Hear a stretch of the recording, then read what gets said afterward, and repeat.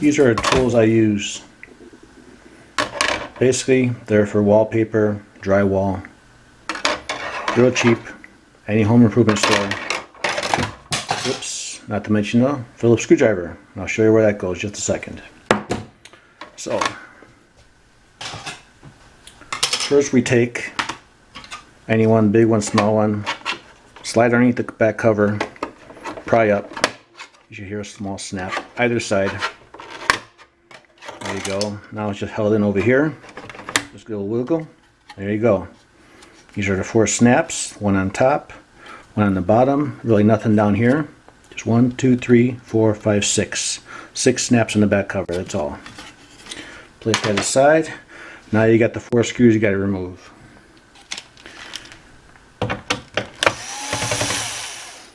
So we take them out.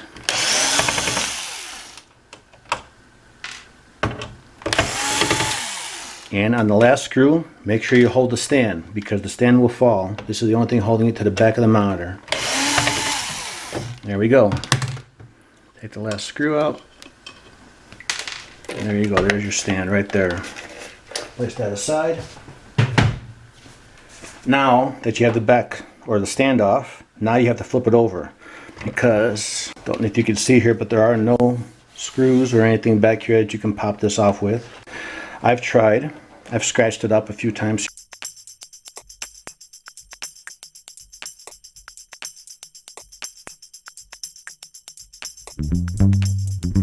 I've tried prying screwdriver in there. I've tried prying my wallpaper tools in there. The back cover does not come off at this point. I will show you why. Flip this over. Now you will see on YouTube and everywhere else that you take a metal screwdriver and pry it underneath here.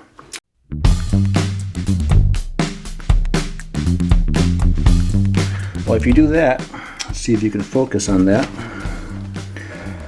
You risk damaging your front bezel.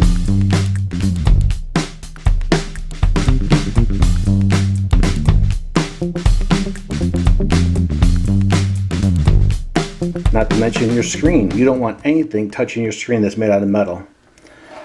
If they tell you to be careful washing your screen or cleaning it, that means don't stick anything metal in there. So that's what the big wallpaper tool is for, okay? You take it over here and there's an edge down here. I'll show you. I'll try to show you. You don't want to do it by the power button, but you take it and you, in between the silver bezel and the black bezel, and you wedge it in and you give it a good pop. And you hear that? That popped. The corner popped off. So that corner is loose now. Yours might be tougher. This is the second time I'm taking this monitor apart, but it is just that easy.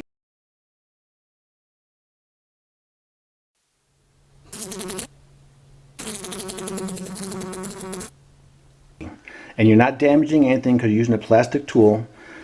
And all you got to do is go around the border and keep popping it like that. Pop. Up and down until you hear it pop. Wedge it. Pop it. Watch out for that power button on top. Wedge it. Pop it out. Sometimes you got to give it a pull. Let's go to the corner. We got that corner. Just go all the way around, keep popping it. Sometimes you gotta twist it. See, there you go. Now it comes off. Now I just got the bottom. Do the same thing, wedge it, twist it. What I do is just stick it in there and pry it up, pry it up. So you're prying the black bezel against the silver one on the bottom, and that pries it up. Hit the corners. There you go. That comes off. Now what you're actually popping off, I don't know if you can see that, but there's like little nubs all the way around here. 3 little fingers. Can't tell if you can see that there. 3 little fingers all the way around. That's what you're trying to pop off. So you don't have to pry in from the inside and damage your screen. You pry from the outside and they pop right off.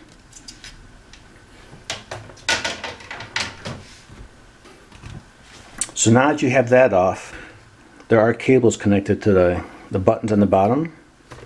And of course there's a push button on top. And that little PCB just slides right out like that. Alright, so you take your little wedging tool. Now let's stop right here. This monitor I've taken apart before, so I know the keypad is loose, not screwed down to the back plastics. The next monitor I did, it had the keypad screwed down, so I will show you now how to take that apart without damaging the cable or the keys. You'll have to flip back over onto its screen.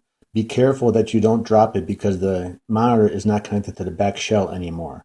So carefully flip it over and do not pinch the power button PCB against the screen or anything else on the work surface. Make sure it's a clean, flat work surface. Now you take the back shell and pull it up towards you with the power button section at the top, and you will see that the keypad is connected through a cable. You must disconnect this cable and watch carefully. This is how I did it.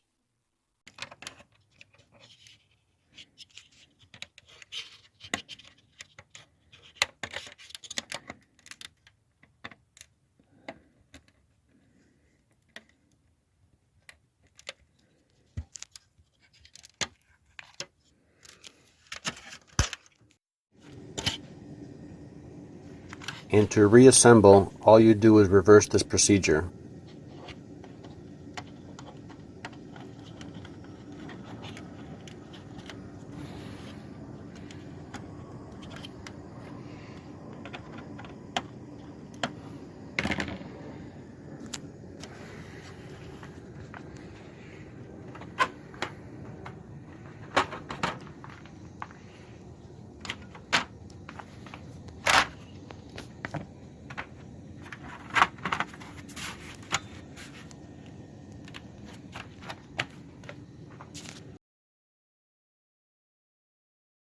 And you pry up on it from a corner and you pick it up. Gently pick it up all the way around. That's what the wedging tool is for. You pry it underneath there. Don't stick it too deep in there, just a little bit, just to get underneath there, and then you keep going around there like that. Up a little bit, up a little bit, up a little bit. It is not secured to the back at this point, so all you got to do is get your fingers underneath there. And as you can see over here, the buttons came loose. They came right up with it. Sometimes these are secured down in there with screws, like this should have been, but it wasn't. And then you just lift it up and out. Now that you have it out, this is your whole monitor assembly right there. And the reason you could not pop the silver part, the back off the monitor, is because it has screws in the corners. You can pry and pry, but the only way you're going to get that off is to break it off. And that would not look very nice once you put it back together. So you place that on the side. Now that you have your monitor off, there you go. Make sure you have a nice clean work surface. Don't get the LEDs or the buttons stuck on the bottom or the switches. Lay it on a nice flat surface, protected. And there it is. Now this is your monitor.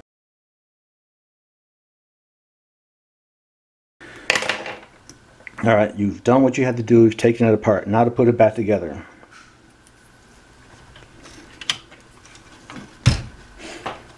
Bring the back cover back in place. Make sure the power button's up on top and for the switches down here in the bottom. Okay, we're going to place this back in now.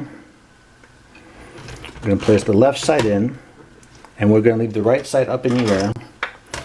So we'll place one of the wedges in there because we don't want that to get seated fully yet. We have this plastic that we have to put back in here. Now it reads that way, so that's the way it goes back in there. And make sure the switches correspond with this. So you have to figure out which way they went.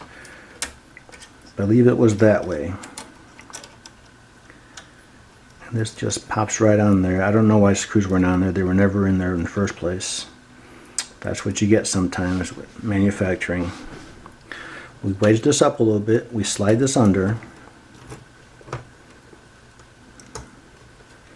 and we try to make them fit back in their slot. Now if you notice here, I'll zoom in on this a little bit later. If you notice here, there's a little groove that these things fit into, that these buttons fit into. Let's take these back off. So these buttons will fit in this groove, just like that.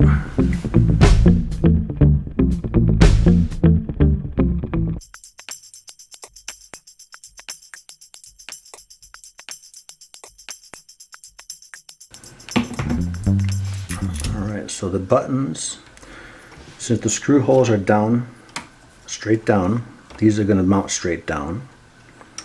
And then these are going to mount right on top of them, so the buttons, the little push levers, or whatever you want to call them, and the holes in the back line up together. There's little locating slots, so wedge this back up there, stick our fingers down there. We don't want this too high because the length of the cable is very short. And we have to try to align the buttons with this little slot without breaking them.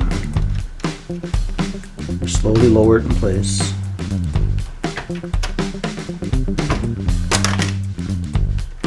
And we make sure it's all seated. If these were screwed down, you'd have to remove that little connector off of there, which is very difficult to do.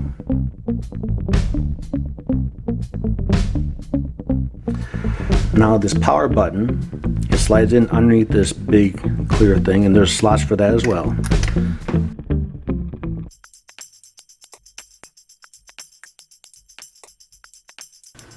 And we slide that button down, and we make sure that the big plastic thing actuates the button. There'll be some feedback, tactile feedback. And these have feedback as well. You'll feel some resistance when you push down on them. So they're seated. Now we get the front bezel.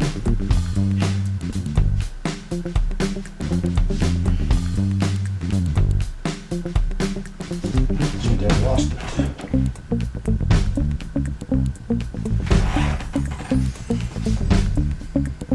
Found it. All right, now we have the front bezel. This is the bottom of the monitor, and this is the top where the power button is. So we make sure we orient the bezel in the correct orientation. And that goes down. Be careful of your buttons. There's cutouts for them. Make sure that they all fit in there nice and easy. You don't want to just slap this together. You got to be very careful. This is just plastic, and if you break your monitor at this point, it might not matter. Push that around the button. We push that down here. Now it's all kind of sitting nice and level. Snap in. Just go around the whole thing and snap it in place.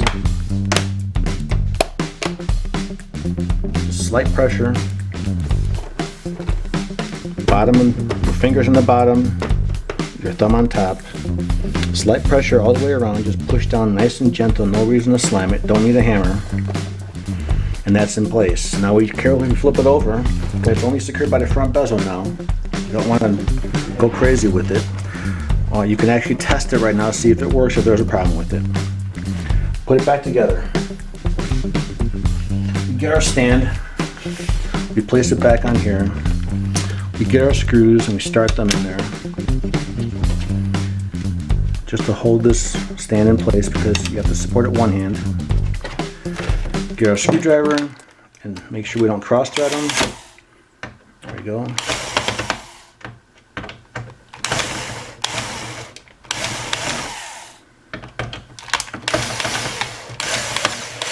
There we go. Let's turn this back down to respectable torque. There we go.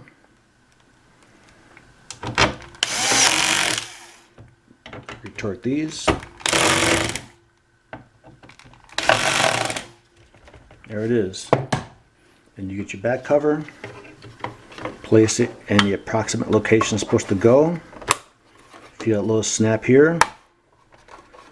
Snap it all the way around here. And there you are. Your monitor is now secured to the bezel. It is now ready to be used again.